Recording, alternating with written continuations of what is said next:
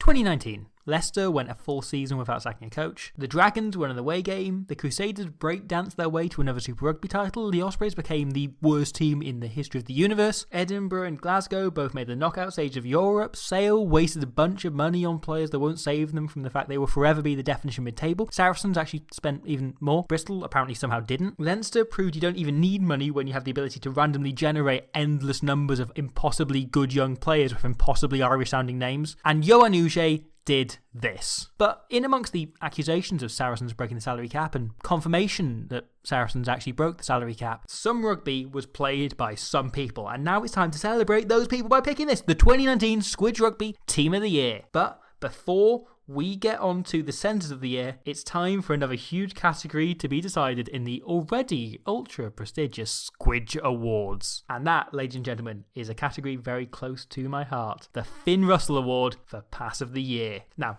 I'm sure there are plenty of contenders I've missed, but we're going to flip through as many of them as possible. This utter filth by Bill Matter for Edinburgh is a pretty bloody good way to start. Maxi Madar chucking the ball right over his head in the hands of Cheslin Kolbe is about as entertaining as passes get. And another one to Kolbe is this skip pass by Faf de Klerk, which was pretty great until you see this super flat version by fellow Safa Francois Hugar. We have this flick on by one Daniel Rees-Bigger, a pass I love from Owen Farrell to Elliot Daly that kick-started England's win over Ireland this year. This utterly mad thing from Matt Tamua, which I don't know if it qualifies as one of the best passes of the year, but it was certainly one of the most passes of the year. It's deserving of a mention just because it's the only pass I've ever seen to both hit its target and knock the International Space Station off track. There was this absolute beauty by Jack Carty, just mesmeric and basically perfect.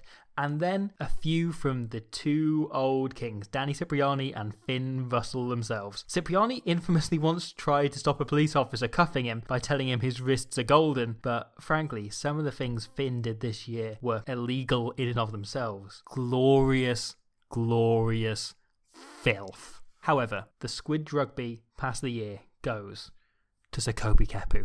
This was a key moment in their struggle against Georgia, and Kepu knew something special was required, and Kepu went to do his best Gareth Edwards impression, and this is what happened.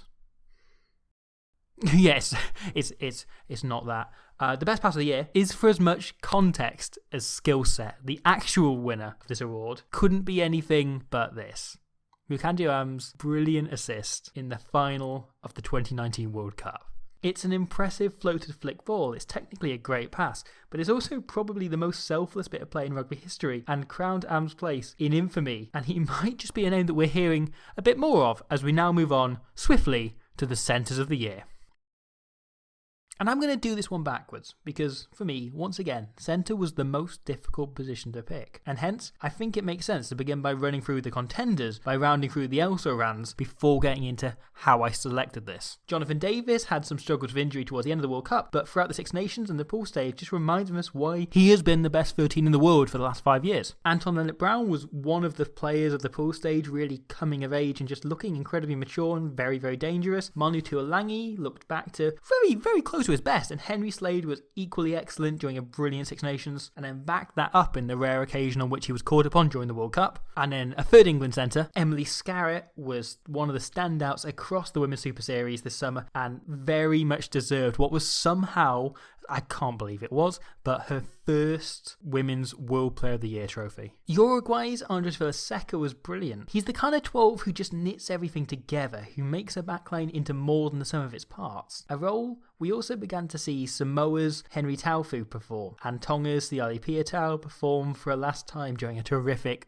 final hurrah World Cup. Not many people talked about any of these three, but they deserve enormous recognition for the way they just showed what a modern 12 is. A player who doesn't make mistakes and covers whenever their teammate does, who distributes as happily as he crashes it up, and who has a very reasonable kicking game. Chances are most of you watching didn't notice any of these, and that's actually pretty much a compliment, because that means they're doing their job well, bringing out the best in all of the backs around them and making sure that the worst of those backs around them isn't noticed. There were two Tier 1 players that performed this role particularly well as well. Scotland's Sam Johnson, who I just kind of love. He's just become completely crucial to the way that team plays. Scotland are a team overflowing with mad shit, but he just acts as a sponge that means it only ever remains mad and never becomes shit. He's just a player with an immense amount of common sense, which isn't always something you find in the Scottish backline. And then, of course, couldn't go this video without mentioning Damien Deol, who had a brilliant World Cup and just became the most important cog possible in that South African midfield. That backline perhaps didn't need slowing down or any more common sense installing, but he just kept everything ticking over and made sure there was no bad ball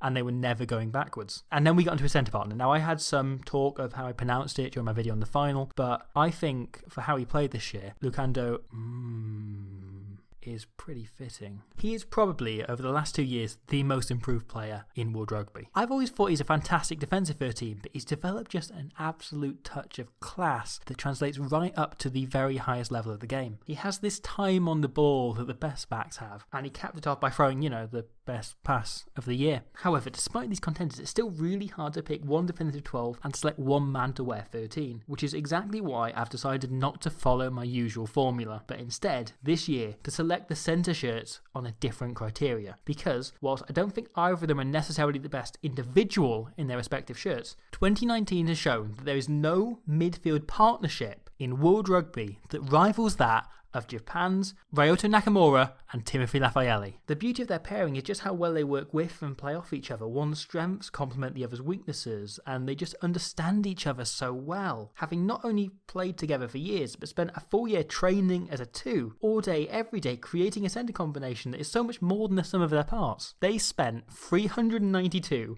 of Japan's 400 minutes in the World Cup in the midfield together, and that familiarity and relationship has become crucial to how the Blossoms play. And what of the two players individually? Well, you know the stories you hear about Nintendo chucking their products off 50-story buildings to make sure they're hard enough that they'll survive being played with by kids? That's Ryota Nakamura. He is the Nintendo of rugby players. Brave, completely indestructible, and when it does come alive, when you start it up, everything is so tightly designed. It's so much fun, but there isn't a mistake in sight. It has these flashes of flair you normally expect to come with a trade-off of rough edges, but instead they're perfectly sanded down. And then we have Timothy Lafaeli, the complete inverse, a player with so much flash you expect there to be some kind of crumbling to his game. Every fixture to be underpinned by moments of, oh, what are you doing?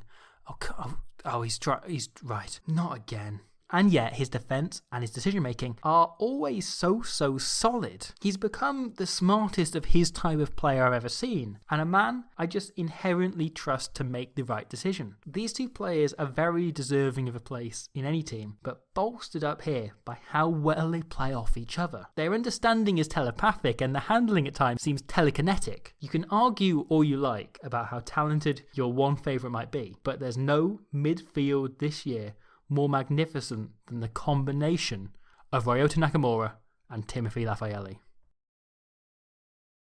Happy New Year. Hello. I need to change the calendar. I'm fully aware of that.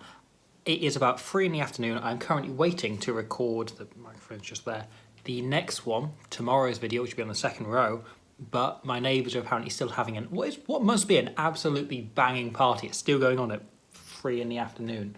So that will come as and when I manage to record the thing and actually edit it, because this has just been going on since quite late last night and it's still going on. So that's to come.